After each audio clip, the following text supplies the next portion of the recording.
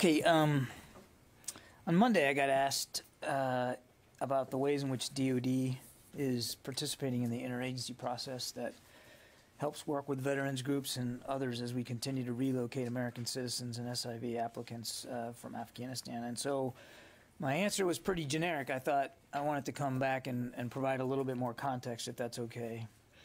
The department supports the State Department-led relocation and resettlement efforts through three basic avenues. One is senior-level touch points between the State Department, the Joint Staff, and OSD. These are senior leaders that are constantly in touch.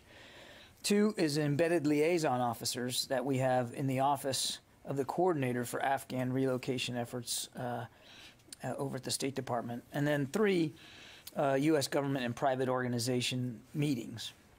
These private group, there's a U.S. government private group conference call, which has occurred twice weekly since the 17th of September.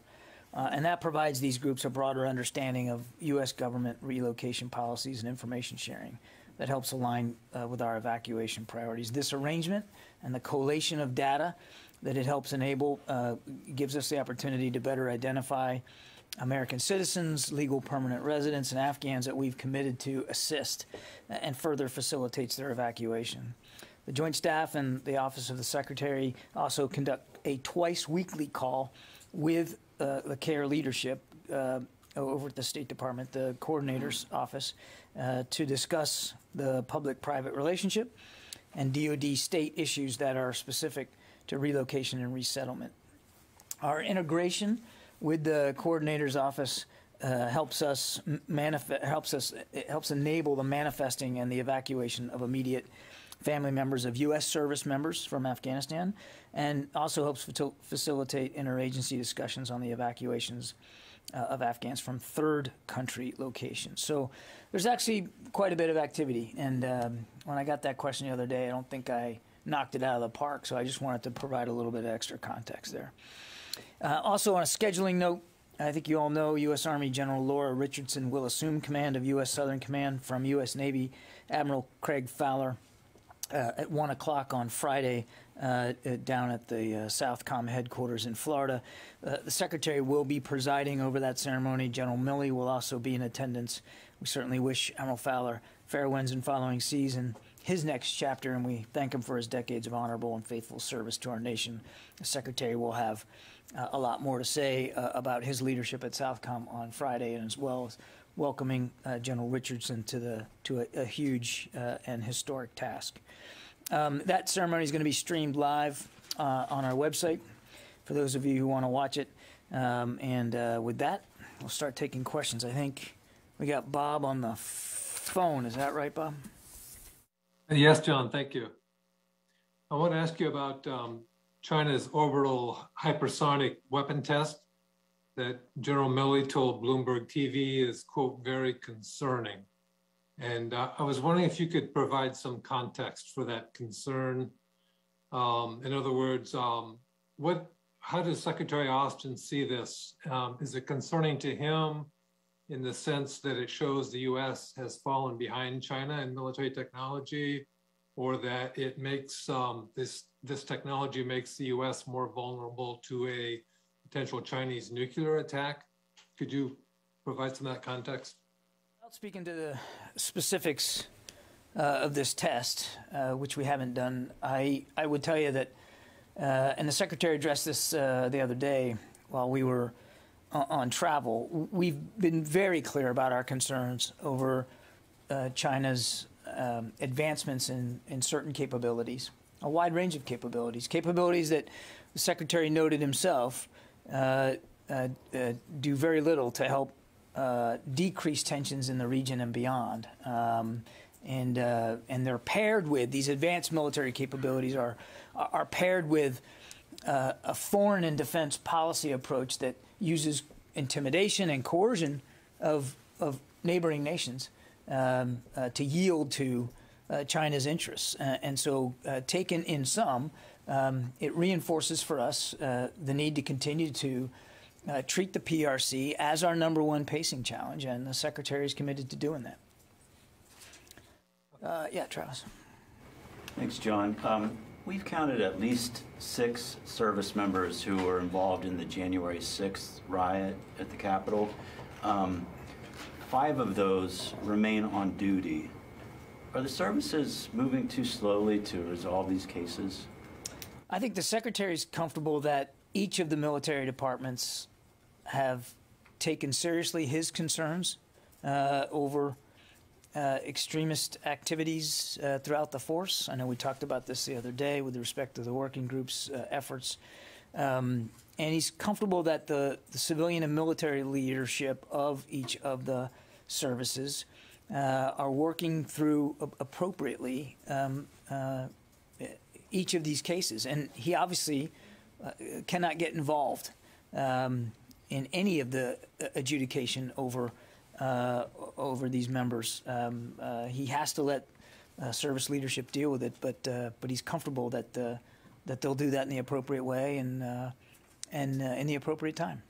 I could just follow up. So these cases, in general, of these service members who were involved in January 6th riot, you know, for example, there was a Marine who is on security camera holding a door open, allowing protesters to pour into the building.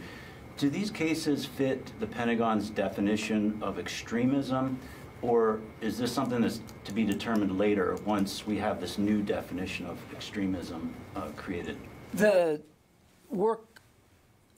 working group's efforts and what we expect will be at the result of it, one of the things that will result from it is a new definition of what extremist activities are. So it's not, I want to stress again, it's not a definition of extremism. It's taking a look at the activities that were in place, which we use to define extremist activity, and asking ourselves, is that still the appropriate list of things, and do we need to take things off? Do we need to add things? And so that will be part of the report once the final coordination of the working group's efforts are done. And so I want to make sure that you understand that's a distinct effort, and I wouldn't again, without speaking to these individual cases, because we can't do that. I wouldn't want to leave you with the notion that adjudication by the services is somehow dependent upon the timing of the working group. Again, he's comfortable that the service leadership will deal with this in the appropriate way at the appropriate time, but the efforts of the working group are separate and distinct from that. Jen? John, I want to go back to the hypersonic weapon test. Is this a Sputnik moment, as General Milley said? Is this a capability that the U.S. military does not have? I don't think it does any good for us to characterize this and put a label on it, this advancement of capabilities. And again, I'm not going to speak to the specifics of what's been reported out there. What I can tell you is that the department is, I mean, from almost day one, when the Secretary took office, and talking about the PRC as the department's pacing challenge, there's a suite of issues with respect to China from the security perspective. And that's what our job here is at the department, that deeply concern us about the trajectory of where things are going in the Indo-Pacific. And taken together, all those things are reason for concern and are being used to inform the operational concepts that we want to be able to employ. They're informing the budget. They're informing the programs and the priorities of the department. They're going to inform, in many ways, our training and exercise regimen. So there's a lot here. A free and Indo-Pacific remains a key national security goal of the United States, and we at the department have a significant role in making sure we can protect that interest. And so, look, it's going to get China's activities are going to get factored into the global posture review as well, and the upcoming national defense strategy. So there's I'm not going to point to one specific thing, Jen, and say that's it. That's what makes China the pacing challenge. There's a lot that goes into that, including, Jen, not just the capabilities that they're putting afield and afloat, but the way in which they're using their foreign policy in the region to coerce and intimidate. Can you technology. Are these glide vehicles something that the U.S. has already tested? There have been several tests, some of which failed, some which were successful in the last week. Can you explain to us where things stand on the technology? There's a limit to how far we can go speaking publicly about certain capabilities, but it's in the budget. You can read it for yourself. Our own pursuit of hypersonic capabilities is real. It's tangible, and we are absolutely working towards being able to develop that capability. But I won't get into the specifics of testing and where we are. Tony. So people are going to want, people who don't follow the hypersonic issues that closely, the millions of Americans, they're going to wonder, does the United States have a defense against hypersonic missiles at this point? Does the continental U.S. have a defense? Tony, again, without getting into specific capabilities that I don't think it would be useful to speak to here at the podium, this is not a technology that is alien to us, that we haven't been thinking about for a while, and I would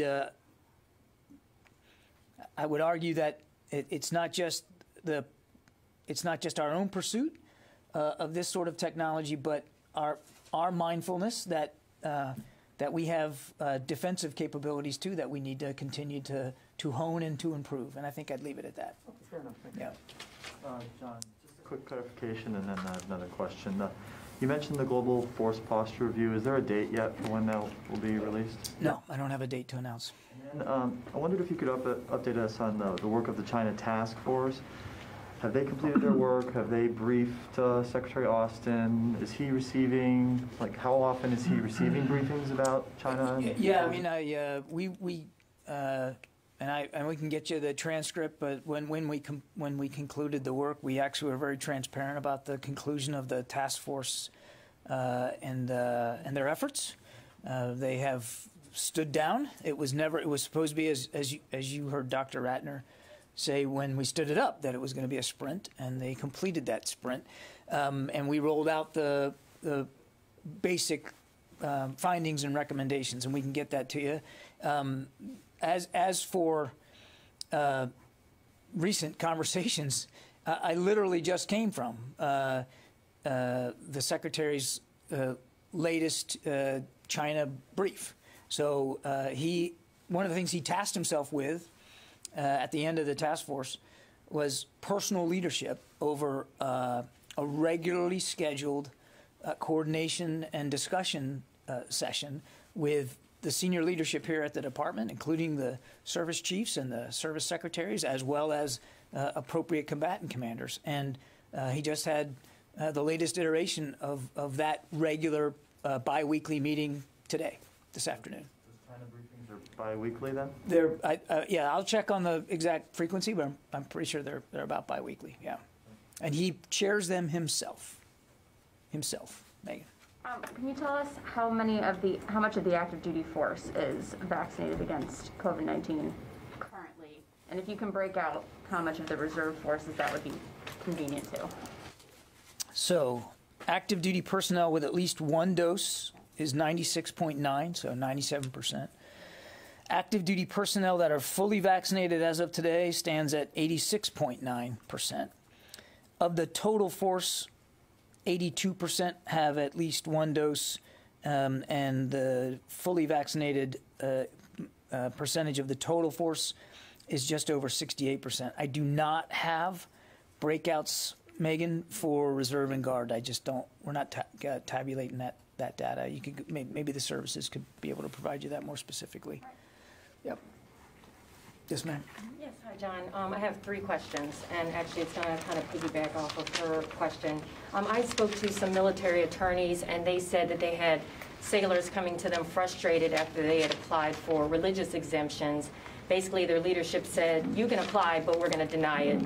So what is your response to that? If leaders are doing that, are there any repercussions if they're discouraging people from applying for the religious exemption? I'm not aware of the specifics of these reports, Trace, so I mean, I can't speak to them with great specificity. I can only go back to what we've said before, a couple of points. One, the Secretary his expectation is, and I think it's been borne out, that leaders throughout the department are going to handle the mandatory vaccination program with compassion and with understanding, and with a full suite of tools available to them to try to get members who are resistant to do the right thing. I think you can see from the numbers I just gave Megan, there's not a lot of resistance. People understand that this is an important program and they're participating in it.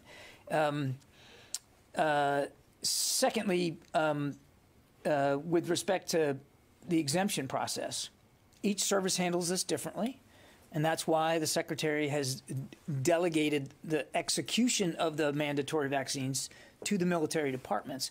Each of them have their own exemption process, and are making it clear to members what that process is. I know I don't have any direct knowledge of a situation where a member of the military was told by his or her leadership, hey, go ahead and apply, but you're going to get it denied. I can't speak to the specifics of that case. Again, I go back to what the Secretary expects, that there's an exemption policy. It's been in place well before the COVID vaccine.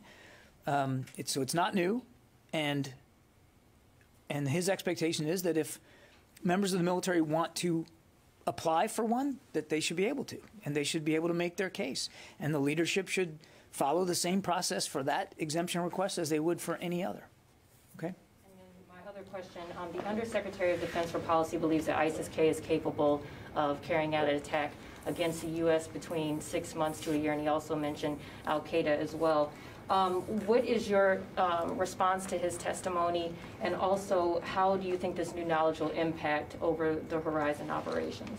I think what Dr. Call said was that we could see ISIS-K generate the capability to do external attacks somewhere between 6 to 12 months.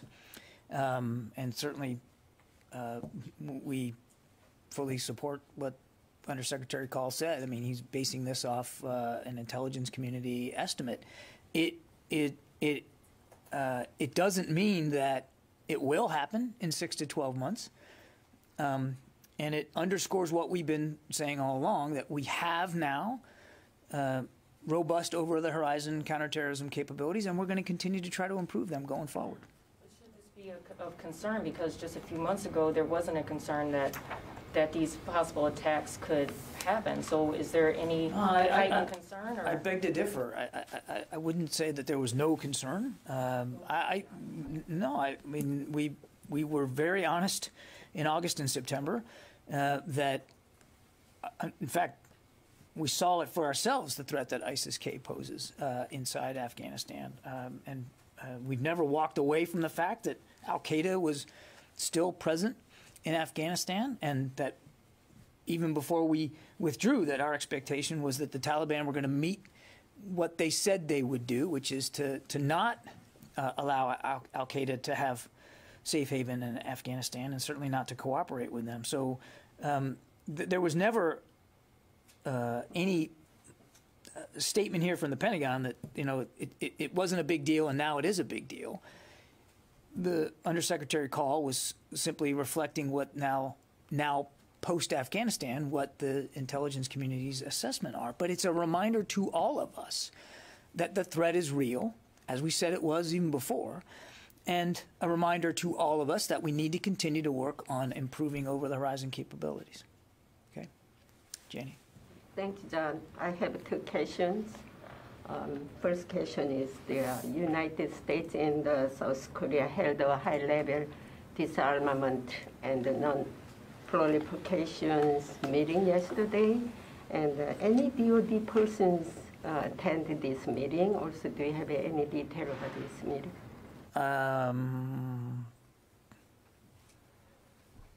I don't think I have any readout of that meeting, so let me take the question and get back to you. Thank you. I have a second one. And earlier this week, former U.S. Special Envoy for the North Korea, Joseph DeTroni, said that if the U.S. and ROK are discussing an end of the world declarations with North Korea, they should make it clear that the ROK and U.S. alliance and the USFK issues are separate. What is your comment on this? I didn't understand the last part of your question, that we should make sure. It should make it clear that the ROK and United States alliance and the USFK issues are separate because Separate? Yes. Separate from discussions about the alliance?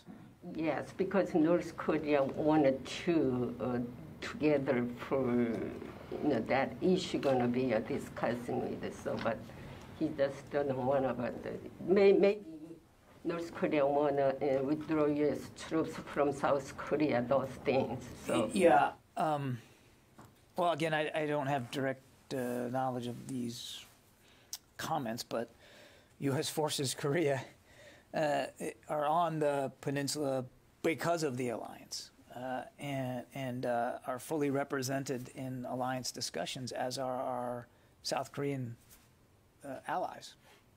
National Security Advisor Sullivan said yesterday, he also said that there is a difference between South Korea and the United States regarding declaration of the war.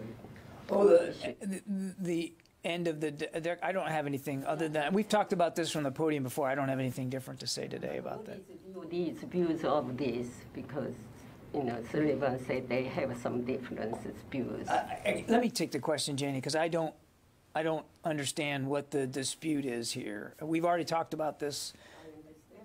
I know, I get it, but if there's been a nuance change, I'm not aware of it. So let me take your question, your other one. I know that's not satisfactory, but let me do that before I go making policy pronouncements here that are misinformed. Okay? All right, thank you. Let me go to the phones here. Tom Squitieri. Hey, John, thanks a lot. I have two quick follow-up questions. One is, as you mentioned today and Monday, regarding the vaccination exemptions, each service will come up with their different way of doing it. Does this mean that an individual in one branch could find an exemption where he or she could not in another branch? It's difficult for me to address that question in a broad brush way, Tom, without knowing, what the exemptions are. Some people will be exempt medically. Some will certainly apply for a religious exemption, and each exemption asked for, particularly those of religion, will most likely be case-specific, individual-specific. So that's a very difficult question to answer. What I can tell you is that each military department has their own exemption process. So they will handle that according to the existing process. And as I mentioned to Therese, the Secretary expects that they'll do that and do it in a compassionate way. But that's almost an impossible question for me to answer, not because each case is going to be treated specifically and individually as it ought to be, as appropriate. Therese, I already got you. Yeah, Louis. John, going back to General Milley's comments, it's been interpreted that he is confirming that there was a test of a hypersonic weapon system. Is that accurate? I would refer you to General Milley's staff to answer that question. I don't have anything to add to the comments and the press reporting of them, except to say we remain concerned about China's advancement of certain capabilities, and we're going to stay focused on that. So you as the DoD spokesman are not going to confirm what he said on the record, correct? I'm going to let him and his staff deal with his comments in the interview, and I'm not going to speak to the press reporting of this particular test. Okay? Yeah, on. Can you give an update on a search for a vice chair to? Can you give an update for a search for the vice chair to replace General Hyten? Has the secretary submitted names to the White House? Where does that process stand? I don't have an update for you on this, and I don't have any personnel announcements to make. We're all mindful of the looming retirement of General Hyten. The secretary remains very grateful for his leadership and his service. And when there's something to say with respect to an announcement or nomination, that will come from the White House as appropriate. Yeah, Pierre. Any update on Yemen? Any help for the Yemen government to help them protect Ma'rib? Or is it only helping the coalition and the Saudis to protect Saudi Arabia? I don't have any updates or changes, Pierre. We continue to work with partner nations in the United Nations toward an end to the conflict by working to secure a ceasefire, ensuring the flow of humanitarian aid, and to help restore long dormant peace talks. I think you know the State Department is in the lead for the United States through one of our most capable diplomats, Special Envoy Tim Lenderking. And I know that he's working very closely with the UN Special Envoy for Yemen, Hans Grunberg. But there's no changes, no policy initiatives that are new or different today. Yeah. Is DoD considering mandating COVID booster shots? I don't have any update for you on that. We haven't. There hasn't been a policy decision in that regard. No. Jim, did you have a question? Yeah, just going back to General Hyten, that position has gapped in the past, but they don't like to do that. The vice chairman position is the secretary concerned that there will be a gap because it's going to take some time for that process to unfold? You're right. It's not optimal that there's a gap in that position. It's a key national security role, no question about that. But it has in the past, in the recent past, twice been gapped for short periods of time. While nobody can by law be named, acting vice chairman, some of the duties can be delegated in an acting capacity to other members of the Joint Staff. I would let the Chairman's office speak to how they might handle the delegation of those duties. But it has happened in the past. It's, again, not optimal, but it can be done, and we'll make sure that it's done in a way that it doesn't impugn or diminish our ability to meet our national security goals. But John, what is the holdup? I don't have a specific personnel process here to speak to, Jen.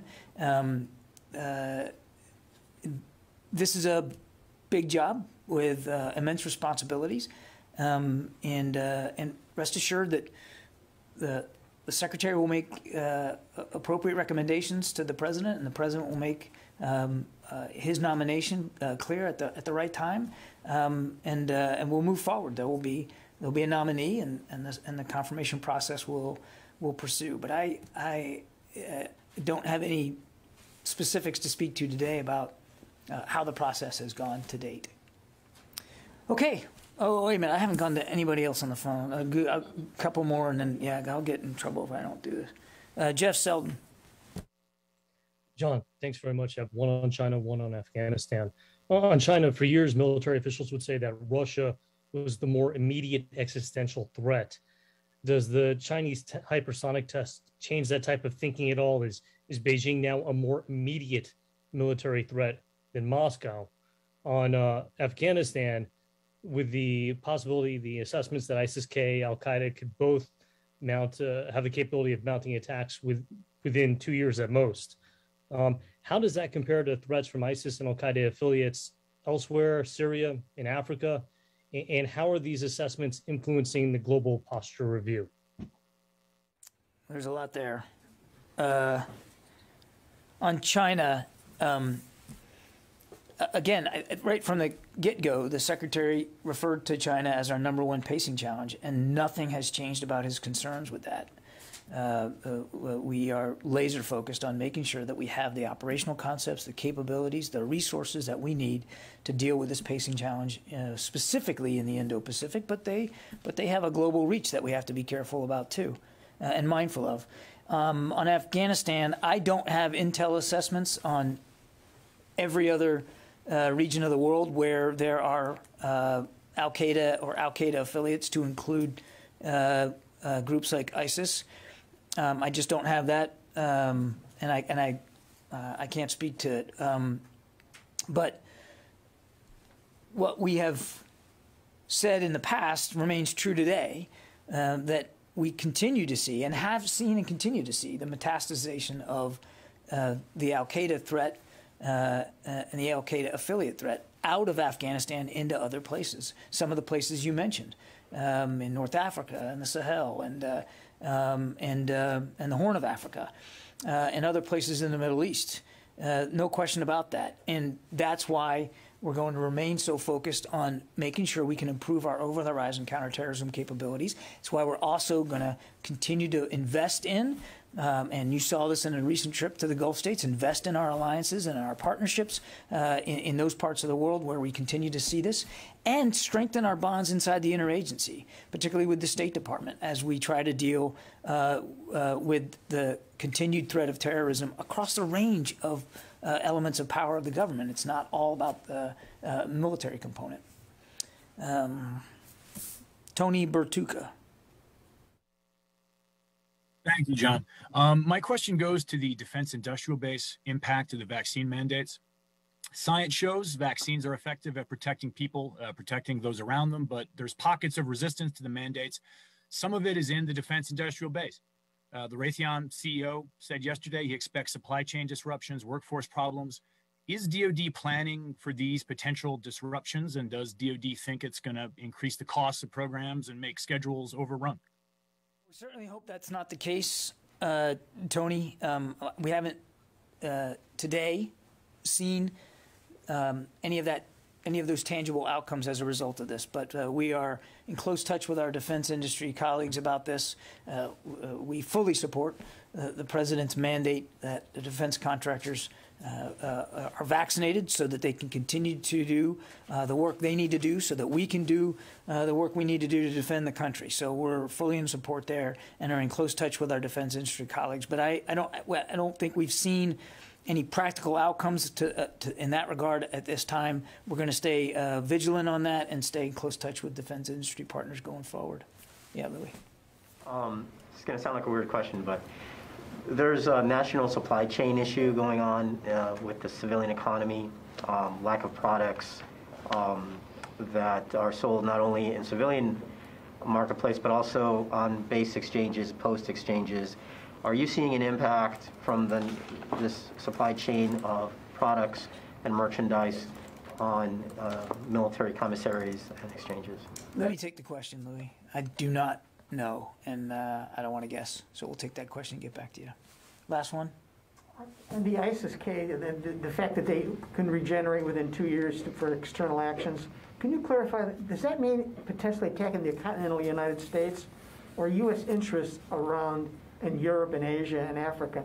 It was conflated yesterday, to attack the U.S. Any sense there? I don't know that there's much more granularity than what Secretary Call mentioned yesterday. That the intent is there, and that certain capabilities could also be there along that timeline. But I don't know that and I point you to the intel community, but I don't know that there's a lot more granularity in terms of what that would mean. I mean, that's still a long way away. Right.